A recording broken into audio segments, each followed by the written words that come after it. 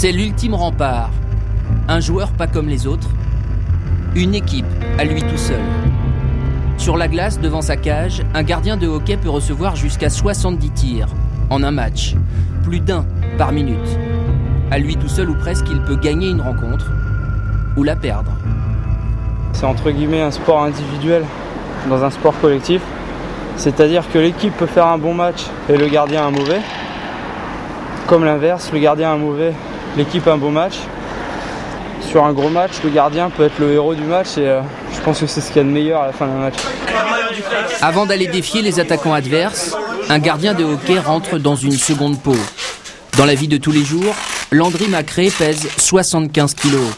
Il en déclare 20 de plus quand il monte sur la glace. Ses jambières, son corset, ses patins, son masque et tout le reste, pour rien au monde, il n'échangerait d'équipement. Il en connaît les moindres recoins. C'est avec lui qu'il va livrer combat.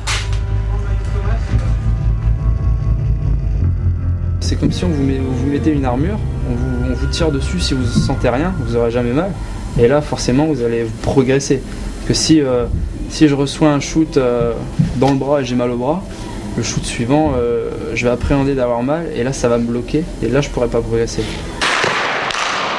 Rester sur ses gardes, ne jamais se désunir, ne jamais quitter le palais des yeux. Autant de règles absolues pour un gardien de hockey.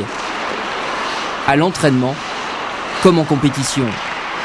Alors qu'un joueur de champ reste rarement plus de 2 minutes d'affilée sur la glace, un gardien est souvent amené à disputer les rencontres entièrement. 3 tiers-temps, 60 minutes de jeu, de sollicitation, de concentration, où la moindre erreur peut se transformer en but. Sacrée pression, surtout quand l'équipe est jeune et qu'elle se met à douter facilement dans l'adversité. Ce fut le cas en début de saison à Dunkerque, où Landry Macré fut souvent livré à lui-même. 12-0, 14-2, 9-1, de patinoires en patinoires, les défaites furent parfois sévères. Malgré cela, il a fallu continuer jusqu'au prochain match, jusqu'au prochain arrêt, et chasser les mauvaises pensées. Imagine le joueur shoot de la bleue, un shoot tout simple à arrêter, je le loupe. Ça arrive à tout le monde, c'est des erreurs. Et pas penser justement à ces choses-là, faire le mieux possible sans penser positif en fait, pas penser négatif.